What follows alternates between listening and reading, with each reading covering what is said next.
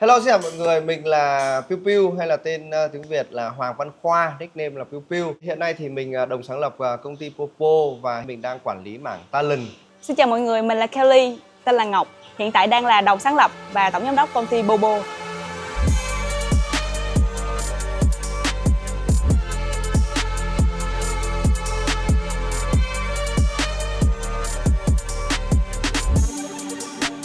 Cái lúc mà quyết định mở tạp hóa Piu Piu là mình đợt đấy là mình đang có một tiệm tạp hóa và bọn mình muốn là đẩy lên bán online. Tất cả ở đây là anh đều mua về anh setup hết, tất cả các góc, kể cả cái góc tròn tròn kia là bọn anh lúc đấy làm xong bắt đầu để đồ các thứ kia. Em cái giặt là chính là nó mình ngày xưa để góc này, với lại Huy thứ xong rồi anh hàng ngày ra đây này, không đồ các thứ. Cái góc lái. Cái kho đầu tiên đây, cái kho đúng đó. Tầm này một năm trước này là bắt đầu là trộn dạng ở đây này. Bây giờ thì từ ngày chuyển ra thì đây cái background, nếu mà ai còn nhớ cái background là chính là cái background trắng này kìa. Mình còn nhớ như là cái kho đấy là mình thuê là để giấy vệ sinh. Thì hôm đấy là Ngọc ra để bán phiên đầu tiên của TikTok thì có Hiệp đi cùng. Lúc đấy là mình cũng chưa bao giờ gặp Hiệp, đúng không? Mình Đúng rồi, không biết chưa Hiệp bao giờ là gặp ai nhau. cả. Vận hành một tạp hóa thì tụi mình bắt đầu với lại những cái doc, thì mọi người sẽ đọc sau đó tự tìm hiểu và vận hành, thì qua đó thấy được là cái tinh thần của mọi người rất là ham học hỏi và rất là quyết tâm khi mà làm việc với lại anh Bill. Em cũng là người gọi là đi từ cùng công ty từ những lần đầu tiên, thì bắt đầu là từ ở kho. Nhân sự thì đếm trên đầu ngón tay chắc được tầm 3-4 người. Team 3 người, 3 bạn đầu tiên. Đúng rồi, 3 bạn đầu tiên là một bạn hỗ trợ về sample, một bạn là setup giỏ hàng, một bạn là ngồi check like các thứ kiểu Đúng đấy. rồi. Mình sẽ không còn ở chỗ này nữa, bọn mình sẽ đến một cái kho mới, một cái studio mới. Mình sẽ lưu video này lại up lên để giữ lại kỷ niệm là chúng ta đã từng ở đây, đã từng làm những việc này. Thực ra ban đầu thì nó là một thử thách rất là lớn, bởi vì người đầu tiên mà em làm việc cùng là anh Piu. Anh Piu là một người rất là có sức ảnh hưởng. Thì nếu mà em là luôn là người cao, là người ra mặt và nói chuyện với khách hàng mà. Nếu mà có vấn đề setup gì thì cái người mà chịu ảnh hưởng nhiều nhất sẽ là anh Piu. Lúc ấy không có máy cơ. Đúng rồi, Chỉ có điện thoại, nó mở tịt cái điện thoại nó còn vỡ cái len của cái camera. Đúng rồi, mình phải cầm cái chân xong mình Đúng rồi, chiếu xuống. rồi các thứ, rồi chỉ là gọi là nhìn thấy hình thôi, nhưng mà vẫn like và mọi người vẫn vào tương tác, vẫn vào chia sẻ, cũng vui. Sau khi con đầu tiên là chuyển sang cái kho này, Huy hiện nay vẫn đang là công đồng đấy, hiện nay vẫn đang để về mấy bước về áo phao đấy, ở trên này có cả phòng nghỉ ngơi, làm nhà vệ sinh các thứ sạch đẹp luôn. Khoảng 3-4 tháng ở đây, ở đâu phải gần nửa năm ở đây, các brand đấy cũng chạy từ sân bay đến qua đây này. Cái tiệm rửa xe này vào buổi tối để mà setup bán máy rửa xe, lúc đấy ở trên livestream ít người bán máy rửa xe đấy, xong cuối cùng là thuê xong bán được. Và các cái đồ to ấy, đồ của gia dụng các thứ là bán bên này này. Em cũng không biết được một năm nữa sẽ như thế nào luôn. Không biết lúc ấy còn làm hay không nữa. Nên là rất là nhiều kỷ niệm.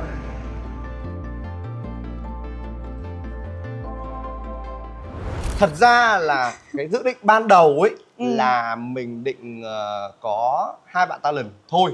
Khi mà em được nhận tin nhắn từ anh Piu thì cảm xúc đầu tiên của em đó chính là có thật là nick của anh Piu không? Em phải check legit đã. Sau đó khi mà em đã biết là đấy chính xác là anh Piu thì em cảm thấy là không ổn rồi, chuyện này là thật rồi. Không ngờ hai cái quần trật của mình lại đem mình tới với cái For Your Pet của anh Piu. Và cảm giác cái việc này thật là phi thường, bởi vì đối với em thì anh Piu như là ngôi sao hạng A. Nên là em cảm thấy là khi mà những cái nội dung mình truyền tải mà lại tiếp cận được tới ngôi sao hạng A như anh Piu thì cũng cảm thấy là mình làm được một cái điều gì đấy. Nên là lúc đấy thì em chỉ cảm thấy rất là vui, rất là phấn khích. Và mình cũng rất là bất ngờ khi mà được anh Piu lựa chọn. Và chỉ cần anh mở lời thôi là mình đã quyết định ngay rằng là mình sẽ phải tham gia vào vị trí này, vào vị trí talent, vào vị trí lead mảng mẹ ở bé của công ty Popo và tham gia cùng anh Piu. Trong khoảng 2 năm đầu. Đúng rồi, đầu tiên có nghe Bill chia sẻ về cái kế hoạch của Bill. Đúng không? Là chỉ 2 bạn thôi. Và mình sẽ làm ở cái Thái Hà đấy là mình thấy cũng đủ rồi. Đúng rồi, có nghĩa mình có thể dùng khoảng nửa năm đó. Đúng không? Mình thật ra là có 2 phòng live này và một đội ngũ lúc đấy là khoảng tầm 5-7 bạn 5 hoặc 10, tầm lên Tầm- 10 nữa là đủ. là vẫn được đúng không? Đúng rồi. Thế nhưng mà khi mà Bắt đầu bắt đầu vào làm thì thấy là có rất nhiều nhu cầu, nó có rất nhiều cái cần phải có thêm nhân lực, nguồn lực. Đúng rồi. Rồi các bạn khi mà bay vào Sài Gòn ra thì không có chỗ ngủ, nhu cầu về nhân sự lẫn cả cái nhu cầu phát triển nó càng lớn nhanh, và các bạn cũng làm việc rất là nhanh chóng, phát triển cái công việc của mình lên. Kể cả như Xoài là bắt đầu đọc số 1 đấy thì Đúng doanh rồi. thu bùng nổ đúng không? Lúc ý em ở lại đến công ty đến gần 1 giờ sáng để dựng teaser cho cái mega đấy. Hôm ý em với cả chị Ơ Ca của chị Xoài, cả hai chị em kiểu cứ như là kiểu sắp bùng nổ rồi vì cái mega này. Nhưng mà nói chung là đấy là một cái kỷ niệm đáng nhớ đối với cả team Xoài Phạm và cũng như là đối với em. Và cũng rất là may mắn và trộm vía là cái phiên mega đấy về số. Trước hết làm ở team Xoài thì là mình học được nhiều cái rồi, biết giúp đỡ nhau cả trong công việc, kể cả ngay cả vấn đề là mình có biết hay không biết thì mọi người đều support, đều rất là làm với Xoài Phạm. Thì em thấy việc quan trọng nhất là KOL phải biết giữ được cái không khí cái không khí cho team mình ấy. Thì Xoài đang làm rất tốt cái điều đấy. Khi mà mọi người đang kiểu có một chút xích mích hay là một chút không hiểu nhau thì Xoài là người đứng ra để giải quyết vấn đề. Và Xoài cũng rất là tâm lý với bọn em. Khi bọn em đặt KPI và Xoài đặt ra ấy, sẽ đều gọi là kiểu cho bọn em một chút để bọn em có động lực làm việc tiếp. Bản thân em khi làm việc ở team Xoài, em cũng học được tính cẩn thận và tinh thần trách nhiệm. Nhìn thấy talent của mình luôn nỗ lực mỗi ngày, điều đấy cũng thúc đẩy em cần phải cố gắng hơn nữa trong công việc, tìm kiếm thêm những khách hàng mới, làm việc cẩn thận hơn. Em cảm thấy hạnh phúc khi được làm việc và đồng hành cùng với Xoài và các bạn trong team. Áp lực lớn nhất mình nghĩ là làm sao lúc đấy là có rất nhiều việc phải làm. Các bạn vừa phải đảm bảo công việc, Đúng không? rồi, vừa phải chuẩn bị gói ghém Ờ. để dọn văn phòng từ Thái Hà về Tây Hồ. Xong rồi lại còn phải set up.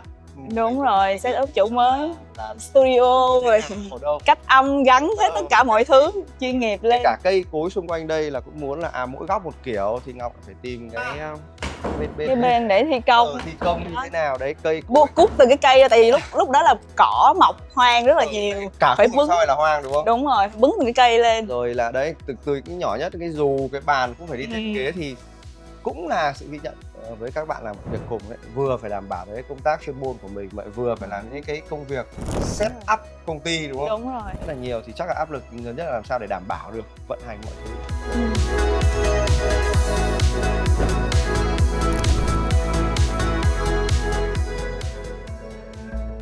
Ngành e-com hiện tại thì mới bắt đầu bùng nổ thôi, và mình cảm thấy là đây chính là một tương lai gần 5-10 năm nữa mình có thể phát triển mạnh ở ngành e-com cùng với đội ngũ của công ty Popo. Vì cái xu hướng mà e-com thì ở những cái nước phát triển họ đã làm từ rất là lâu rồi. Chỉ có điều là cá nhân mình thấy những cái nước ở châu Á, đặc biệt là như Trung Quốc này hay là Việt Nam đang làm cái ngành này cực kỳ tốt và cực kỳ mạnh, thậm chí là có phần vượt trội hơn so với những nước như là Úc hay là Mỹ mà mình cũng mà hồi trước ở Úc mình cũng mua hàng online khá là nhiều, nhưng mà thấy cái việc mà livestream bán hàng online có sự tương tác giữa người mua và người bán trực tiếp như thế này thì ở Việt Nam đang làm tốt hơn hẳn. Mục tiêu của cá nhân mình xác định được là thương mại điện tử nó sẽ là cái xu thế, nó là xu hướng của nhu cầu xã hội lẫn cả thương mại. Ở khía cạnh team talent thì mong muốn là tìm được những cái bạn talent chất lượng, chuyên sâu, chuyên nghiệp và cũng có tâm với nghề. Cái ngành hàng của em sẽ muốn là nâng cao về chất lượng sản phẩm hơn để em có thể tiếp cận được tới rất là nhiều đối tượng khách hàng và chăm sóc được tới nhiều các chị muốn làm đẹp hơn. Hy vọng thì mình sẽ có thêm nhiều nhãn hàng lớn để hỗ trợ về quảng bá sản phẩm. Ngoài ra thì mình có thể làm được những cái video để chia sẻ thêm được những kiến thức dành cho mẹ ở bé viral hơn nữa. Với anh Thắng, em thấy ấn tượng với anh bởi vì cái trình độ chuyên môn. Em được chia sẻ rất nhiều về cuộc sống gia đình, về chế độ ăn uống. Về anh Thắng thì lại trưởng thành nhiều hơn, và anh Thắng đã giúp đỡ em cũng như là ủng hộ em hết mình. Cái cạnh của tạp hóa thì cũng sẽ tìm được những cái bạn co-host mà có cái chuyên ngành tốt, cộng với việc là khi bán hàng thì để tâm nhiều đến cái dịch vụ hậu mãi, chính sách bảo hành để cho khách hàng để yên tâm.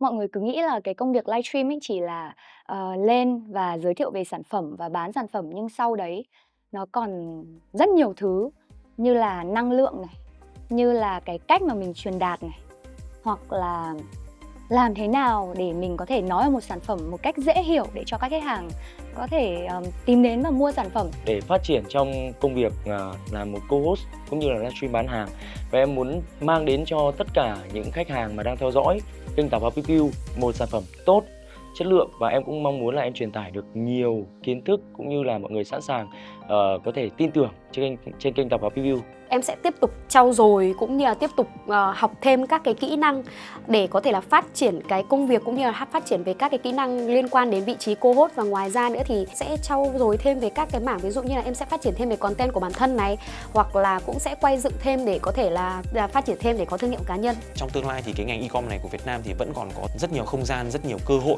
để phát triển thêm. Trong khoảng tầm 4-5 năm tới thì ngành e-com sẽ rất phát triển.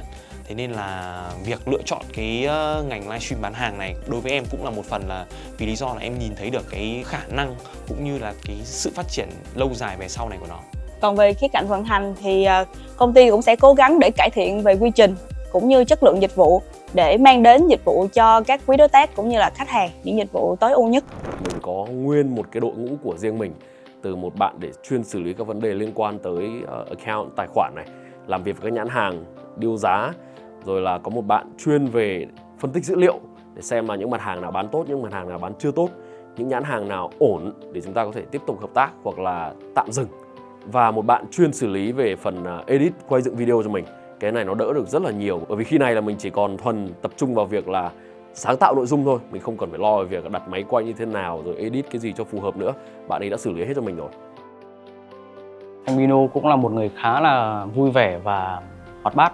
Làm việc với anh ấy thì mình cũng không cảm thấy một tí áp lực nào cả. Hai anh em cảm giác như là hai người bạn với nhau ấy, mặc dù là anh ấy cũng hơn mình hơn một giáp. Ở team anh Bino ấy thì em lại học được cái tính mà điềm đạm, trưởng thành hơn một chút gì đấy ngộ nghĩnh của anh Bino. Anh ấy có rất là nhiều kiến thức và anh có thể chia sẻ cho mình những cái mà mình cảm thấy là thoải mái hơn và mình sẽ có cái hướng giải quyết cho cái vấn đề của mình. Hy vọng là công ty sẽ luôn luôn là một cái địa chỉ uy tín để đồng hành ở đây, không những chỉ là với các đối tác là bán hàng ra doanh số lợi nhuận cho các đối tác nhãn hàng, mà còn đồng hành với cả khách hàng để đảm bảo yên tâm rằng là phục vụ tất cả những cái nhu cầu thiết yếu cơ bản của các khách hàng từ nhỏ cho đến lớn. Cái cách mà mình làm việc nó phải rất là chuyên nghiệp, vì mình làm việc với rất là nhiều đối tác và đồng thời công việc của em là cũng làm việc với cả khách hàng. Khi họ gặp những cái trường hợp nào đó họ sẽ cảm thấy yên tâm hơn về mình, với cả có sự hỗ trợ bên mình, có đặt hàng hoặc là có sử dụng những cái dịch vụ của bên mình, họ cũng cảm thấy yên tâm và an tâm hơn. Ở bộ phận sample thì em luôn phải đảm bảo sự chuyên nghiệp trong việc giữ gìn và bảo quản những sample mà những brand gửi tới.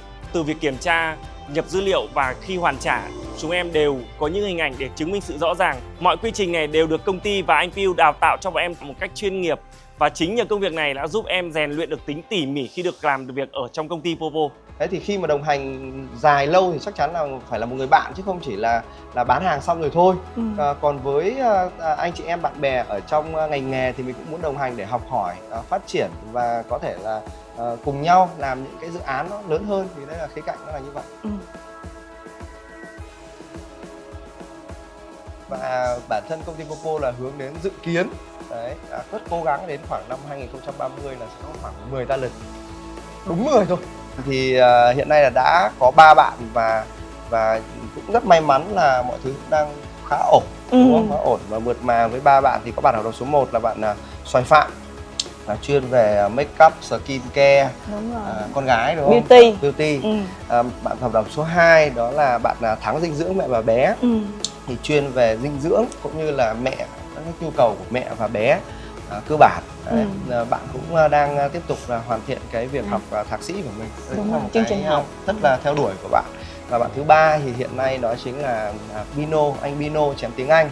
Thì hiện nay anh Bino đang tập trung nhiều vào các cái đồ gọi là học tập, rồi thì là bàn ghế, đấy, nội thất thiên về một chút giáo dục, cũng có khóa học tiếng Anh riêng. Tại thời điểm này mình cảm thấy là tất cả các bạn đều khá là ổn định.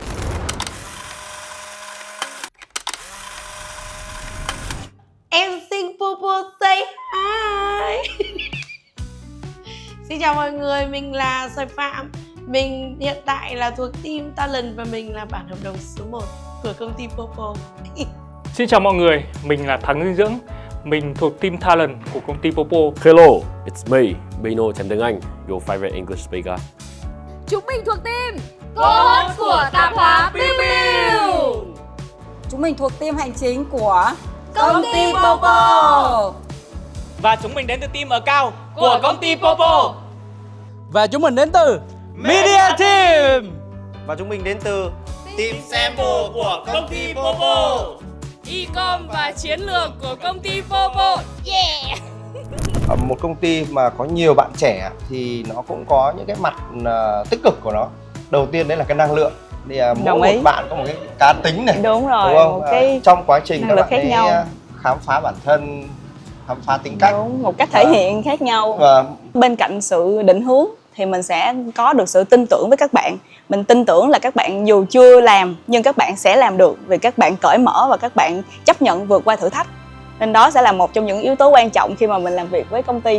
Những cộng sự của mình đều là các bạn trẻ Gen Z. Em là thế hệ Gen Z nên là em nghĩ là mình cần phải học hỏi và trao dồi thêm nhiều thứ hơn nữa cho bản thân mình. Em sẽ cố gắng quay những phim chỉn chu hơn, cố gắng làm việc, làm công việc của mình thật là tốt, dựng video thế nào để có thể chạm được tới cảm xúc của người xem. Và quan trọng nhất là em muốn được làm việc teamwork một cách làm được mà nhất. Vì em tin là đấy chính là cốt lõi khi làm của một công ty hay là một thể nào đó. Em thuộc thế hệ Gen 2 của Bobo. Bản thân em cũng được chứng kiến sự phát triển của Bobo theo từng giai đoạn. Từ những giai đoạn đầu, các team rất là ít nhân viên cho đến bây giờ hiện tại mỗi team đã đầy đủ hết tất cả các vị trí cần thiết của một team vận hành.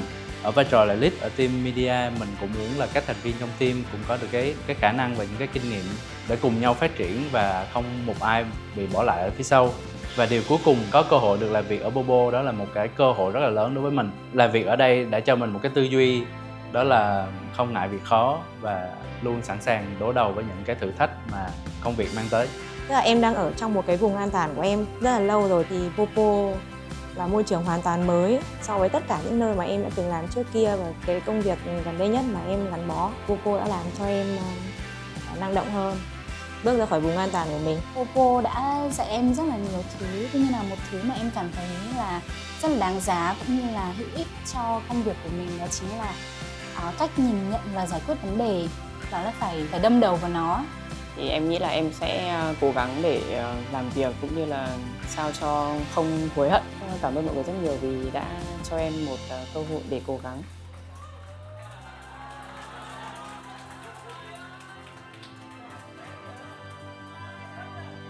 mình muốn gửi lời cảm ơn chân thành đến các nền tảng mà mình đang làm việc cùng, đặc biệt là TikTok Shop.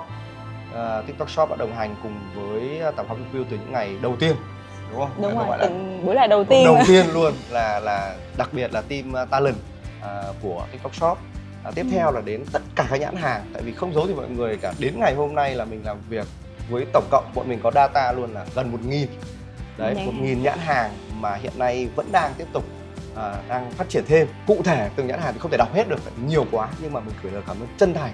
Đấy, từng cái booking, từng cái sự chia sẻ, phần quà thêm hay là chăm sóc hậu mãi. Và cuối cùng đương nhiên rồi là cảm ơn tất cả các khách hàng, dù là khách hàng chưa mua mà chỉ xem, tham vấn, tham khảo trên kênh, đến khách hàng đã mua nhiều lần, hoặc là đã có trường hợp mà không trọn vẹn với sản phẩm mà cần hậu mãi bảo hành. Mình cũng rất là cảm ơn, bởi vì thật sự nếu có thiếu bất kỳ khía cạnh nào như trên thì chắc chắn là không có cái công ty hay là đúng, không có Bobo của ngày hôm nay. Đúng rồi.